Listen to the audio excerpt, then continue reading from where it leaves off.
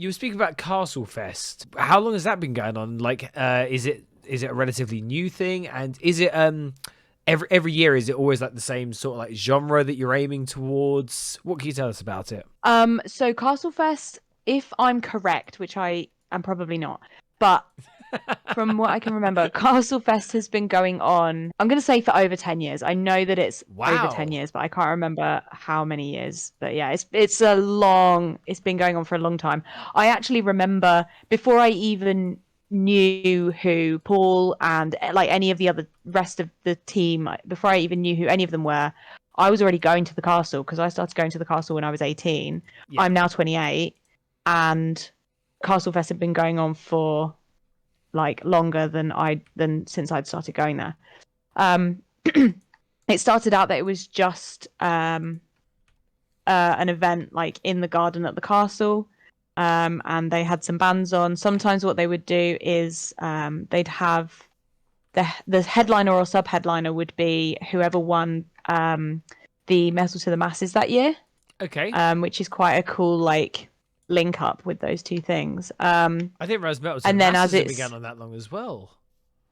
Yeah, it's a long time. I mean, they didn't do it every single year, so that might not have been going on since the first Castle Fest, but it definitely was like a couple of years running. That was the theme. Mm-hmm. You'd get like, I think the Dark Horse played one year when they'd won Metal to the Masses or come second or something in Metal to the Masses. They played the main, like either main support or headlined Castlefest. So yeah, it was quite cool that we were trying to involve that in what we were doing as well. I say I wasn't involved at the time, obviously, but yeah, it's cool that that's kind of part of our history as well. But yeah, it's been going on for a very long time, and I was actually going to Castlefest before I knew anyone else there. And yeah, so it kind of started out that it would be one day of like heavy music, and then that developed into 2 days. So you'd have like the Saturday and the Sunday, or the Friday and the Saturday. It's changed venues a couple of times, so we moved out to the Carnival Arts Centre in Luton, the UK. It was called UKCCA, which is UK Centre for Carnival Arts. But so we did that for 2 years. If I remember correctly, 2017 and 2018, or it might be 2018, 2019. I can't remember. But we did that, and then unfortunately Carnival Arts had to close because the funding wasn't enough for some of the work that needed doing to the building, and like that's such a sad excuse for something to not continue, especially something that's so like intrinsic to culture and you know, bringing people together. But yeah, that was what happened, and the year that the dreaded COVID happened, we were actually planning on doing some sort of outdoor festival. We were looking at Stockwood to try and get sort of an outdoor space there that we could use. But then obviously COVID happened, and for a lot of people, a lot of venues, I'm sure, felt this same thing.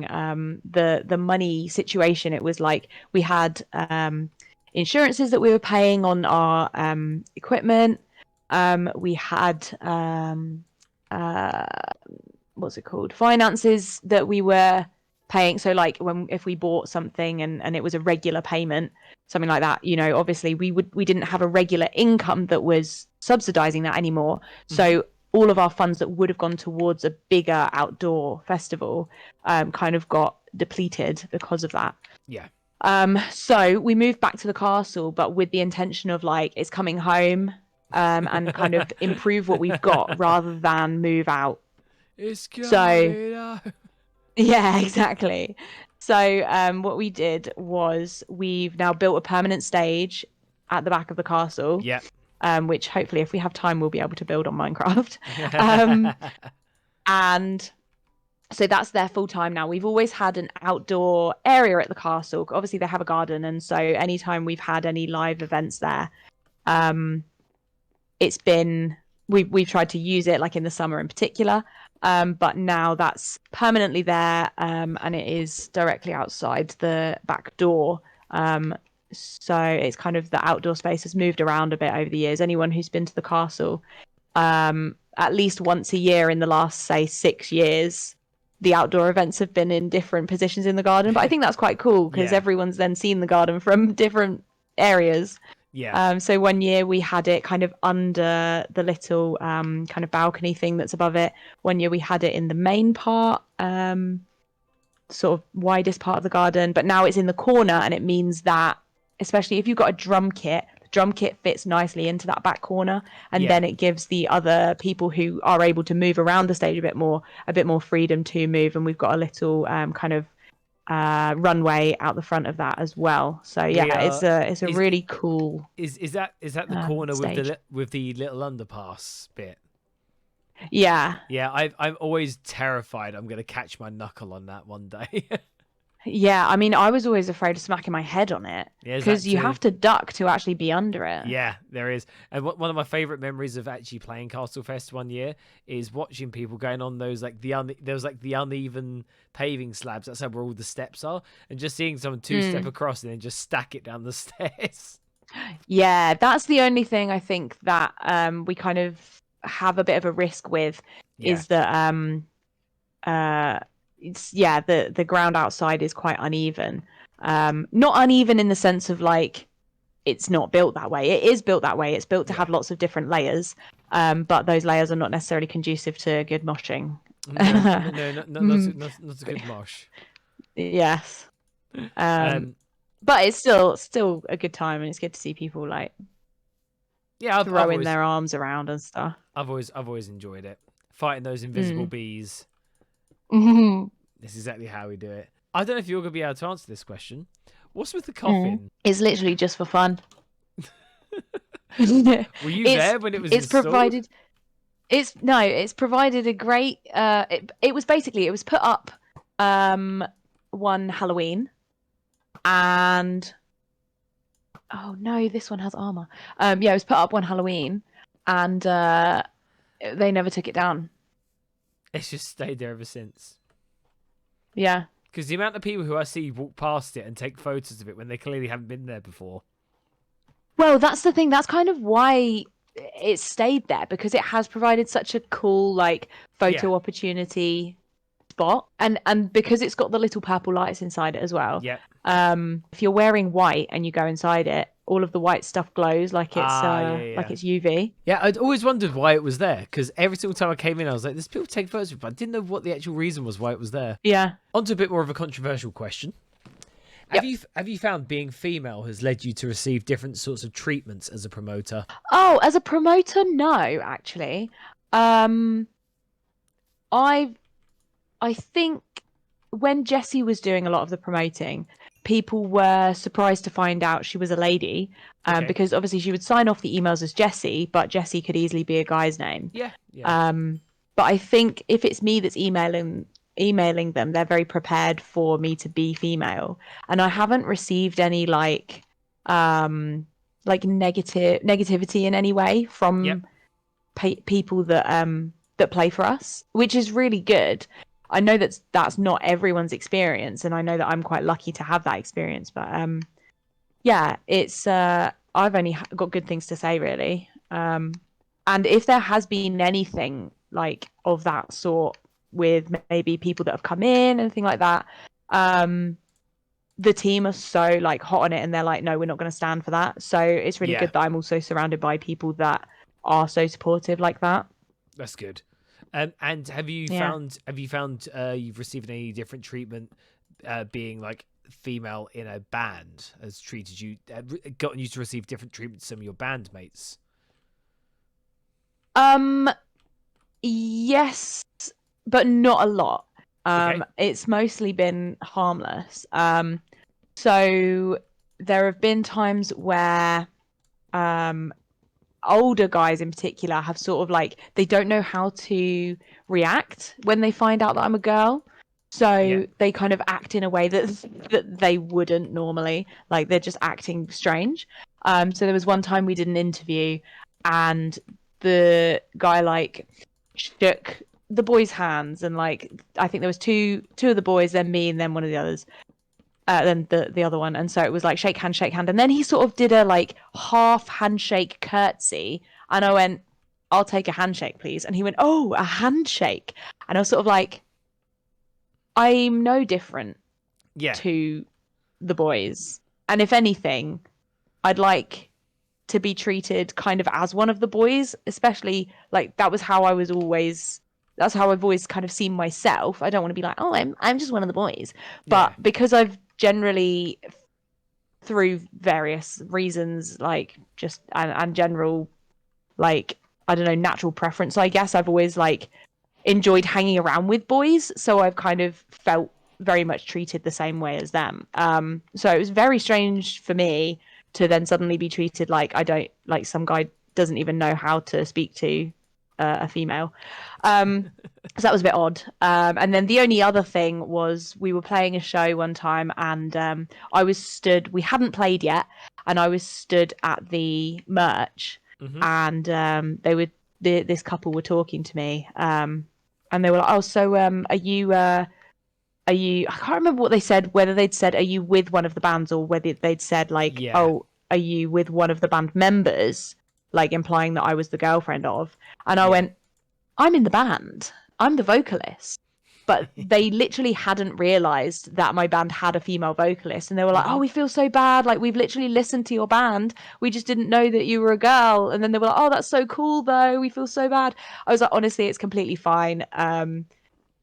Because they didn't know, and I suppose in a way it's not completely fine, but that's more down to kind of conditioning. Like, people don't realize that there are a lot of female vocalists in the heavy scene, and maybe they're just not as well known, which is a shame, because they're just as good as any other band, like, and just as good as any other vocalist, and I'm not even a good vocalist, so but yeah, I wasn't going to take that as like a negative in any way, because, you know, they didn't know, and so I like follow them on Instagram, they follow me, and it's all good, like no bad vibes at all, because I'd rather be the person who says like, oh no, silly, it's just I'm in the band, than being like, what the fuck, like how do you not know that, and be like giving them some kind of negative view of vocalists or of female vocalists or anything like that. No, I understand that. I understand.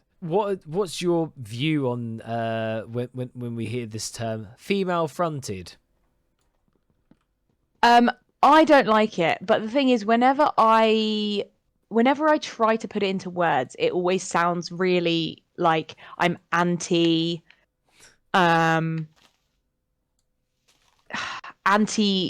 girls being girls. Yep. So it's really difficult to put into words. So I'm going to try, but obviously I'm going to kind of preface it with like, I do mean this in the most nice way.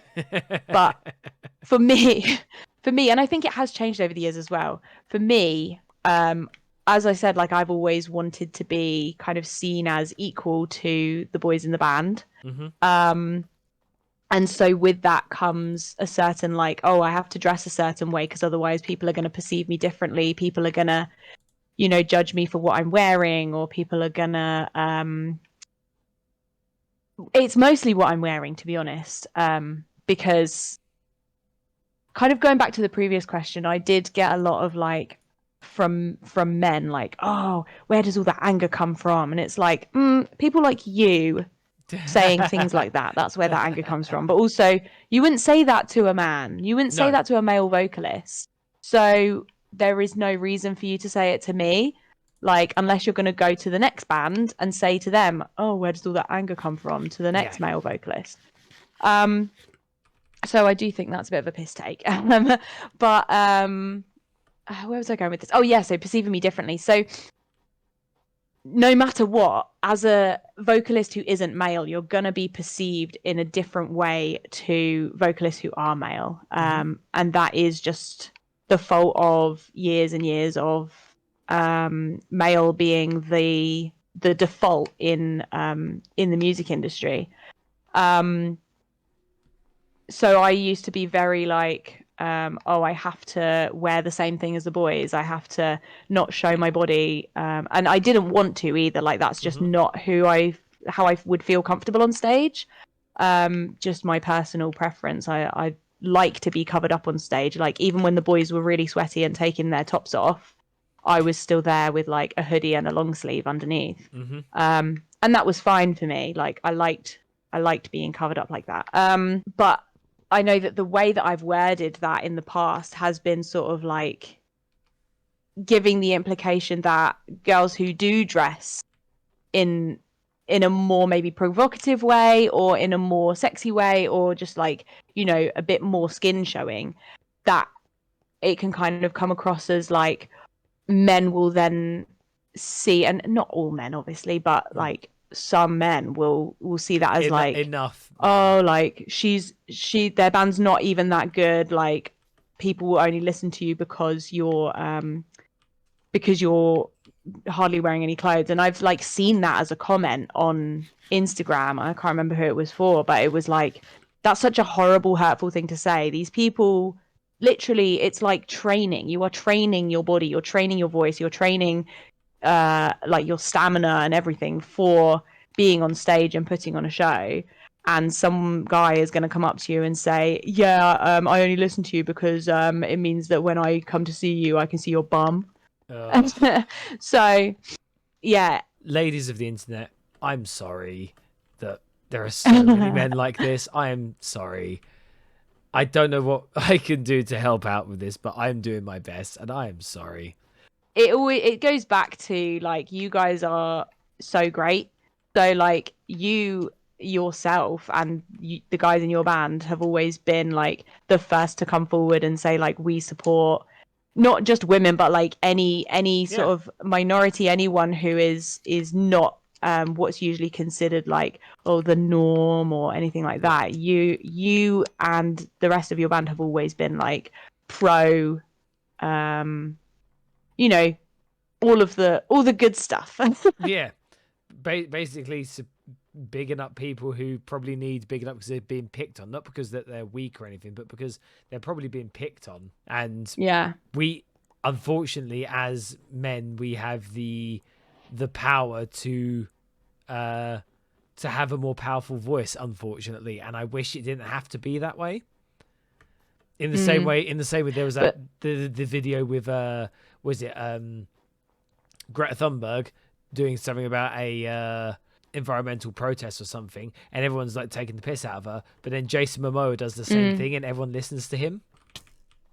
And it's like, there's definitely a reason why everyone's listening to Momoa and not Greta Thunberg, and it is literally to do with gender, unfortunately. And also anything that people can find as a like way to belittle somebody's cause, they'll find it like, oh, she's too young. What does she know? There's always a reason. There's like people who are the type of people who, you know, pick on people for holding certain views. They're the types of people that will go looking for those things so that they can belittle them. So just not associating with people like that and not getting into the conversation if you know that somebody's not ready to be educated on it. The amount of times I've got into conversations with people to try and educate them, and everyone's like, why are you talking to them? Why are you involving them? And I'm like, because I'm hoping that something I say is going to educate them. But unfortunately, a lot of the time it doesn't, because they're not open to it. And sometimes the safest thing to do for you and for anyone who, like, for example, if you've got people on Facebook who are of a particular minority that this person is showing sort of hate towards or dislike towards, the safest thing for you and for those people, because you do have to think about the other people that are going to see what you're posting online. You have to think about their safety and their health and their well-being, and removing that kind of toxic person from that equation gives you a better mindset, like a healthier mindset, and it means that they're not going to have to be exposed to that kind of thing as well.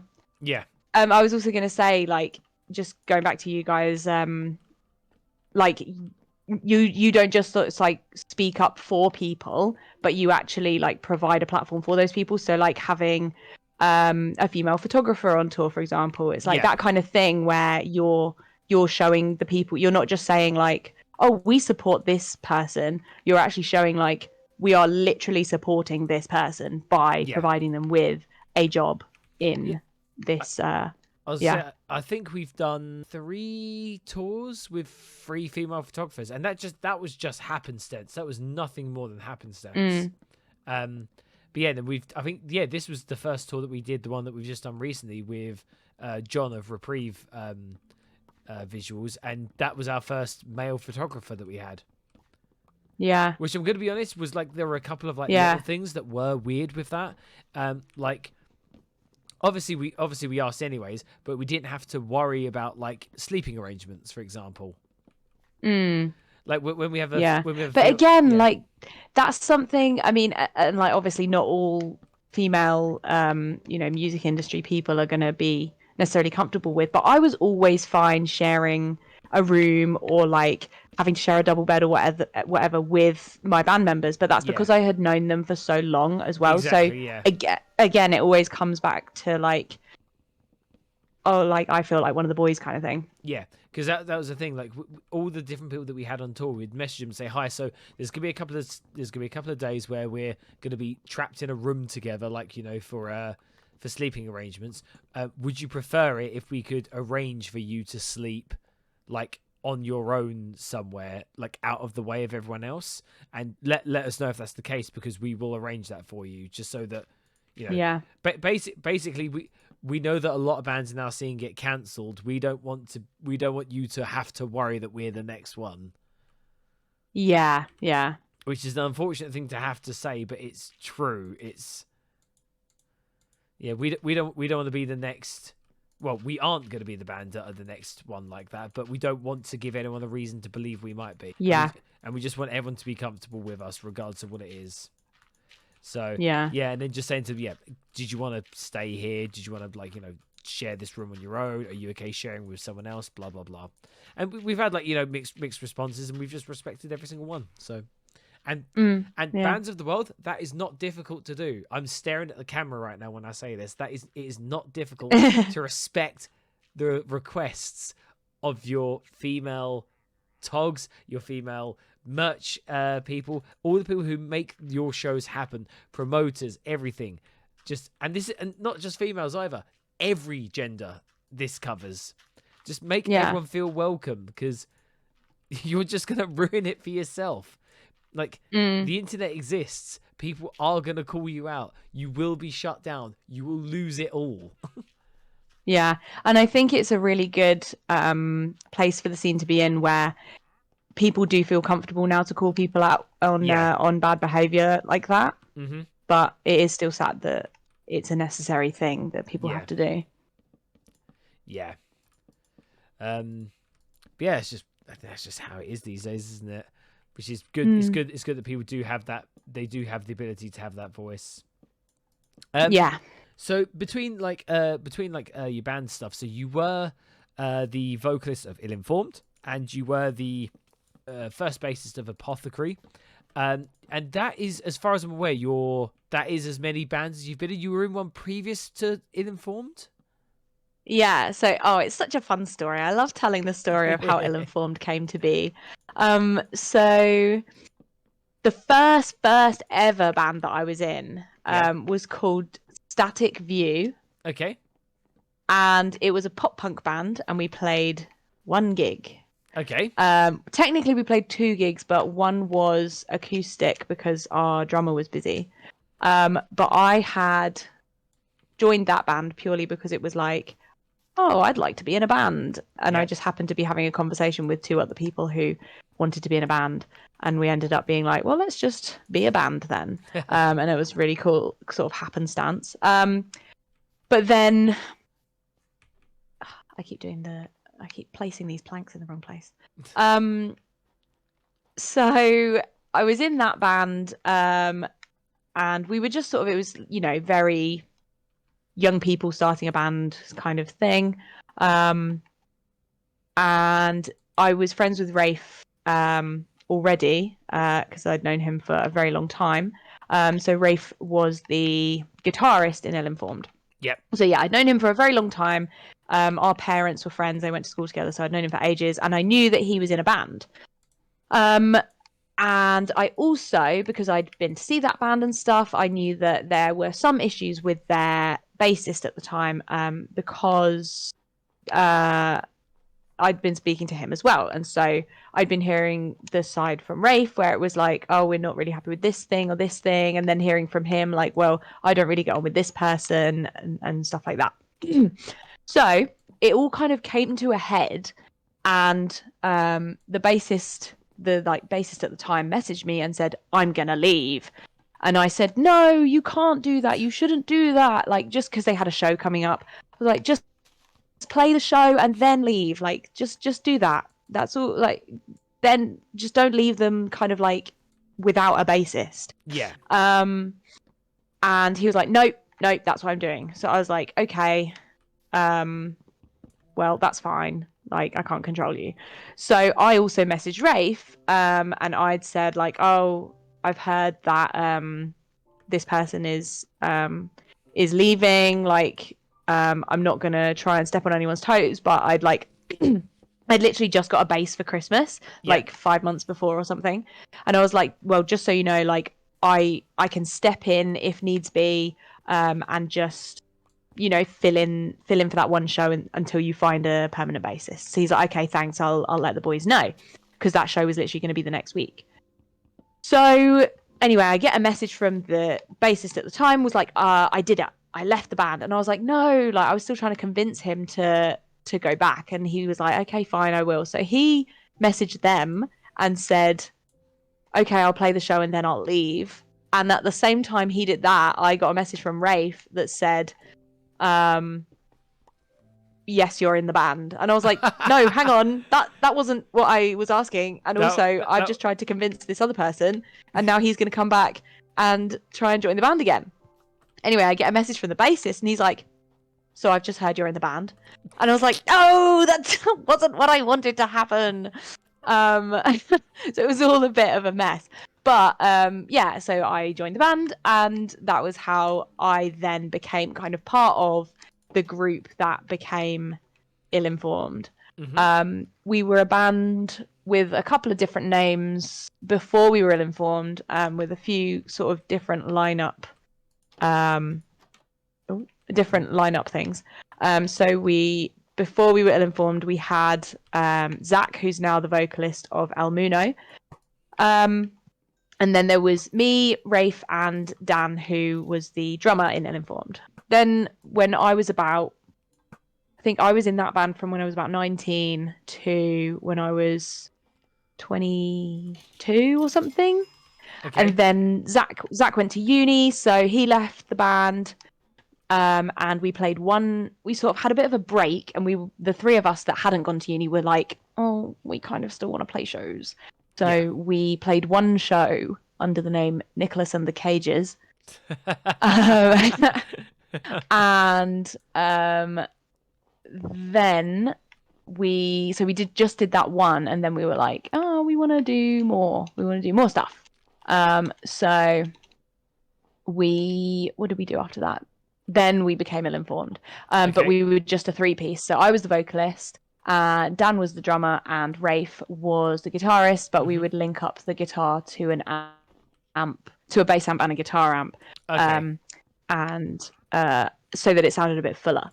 Then we met Jordan because he did some video. He filmed a video for us, and sort of did some photography for us and stuff as well.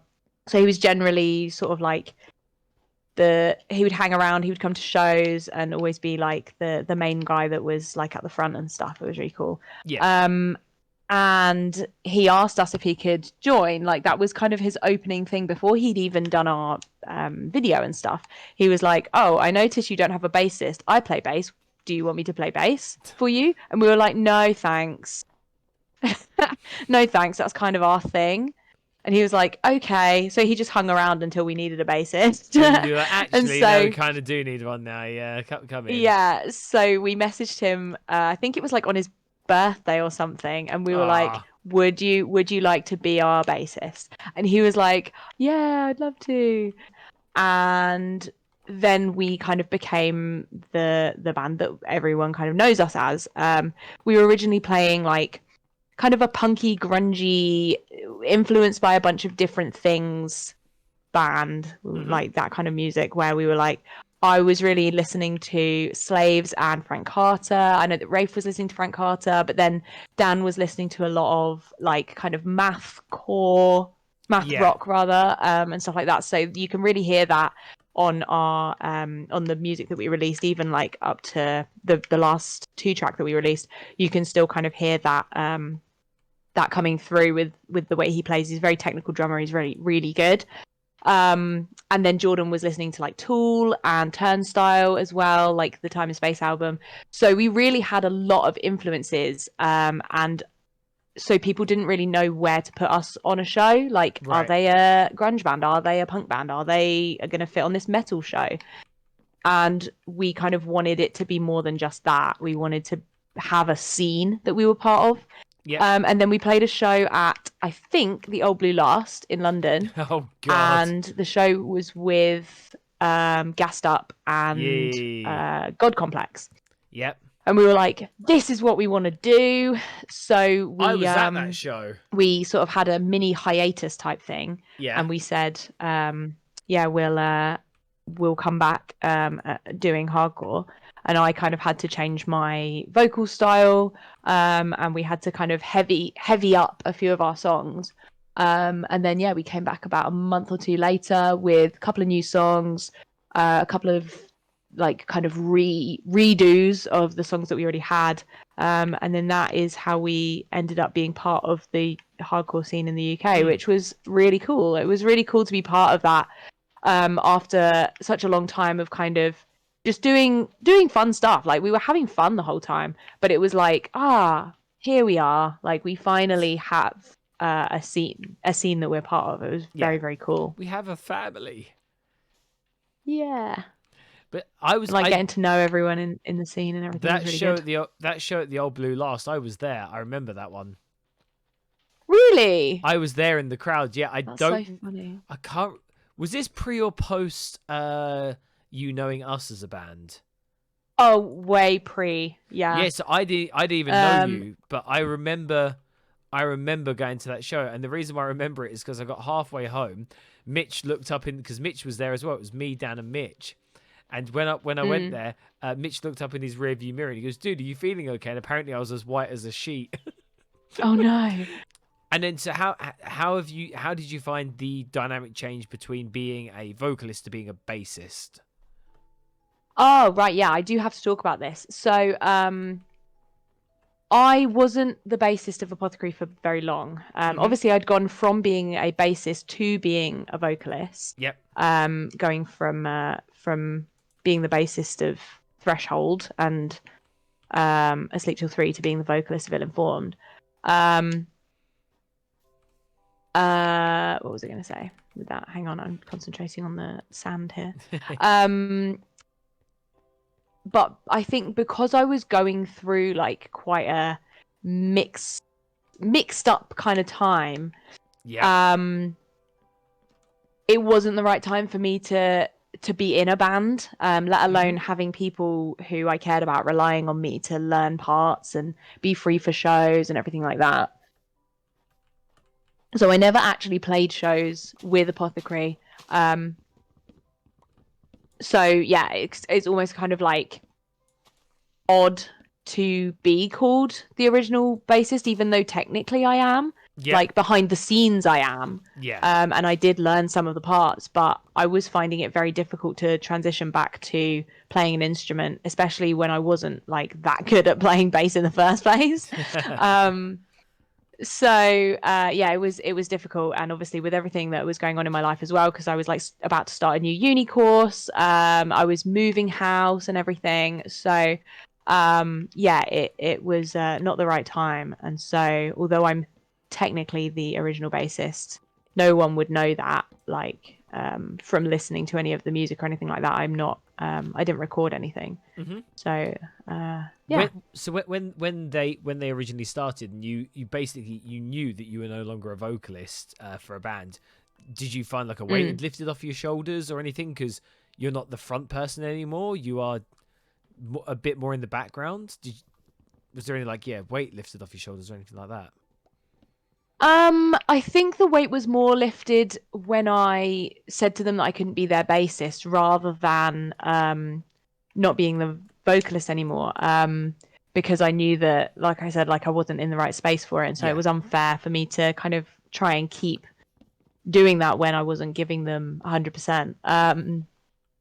But yes, not being a vocalist anymore was good, because I was noticing that, like, even if we were doing a weekender, I never really had the vocal technique down enough for it to be a long-term thing.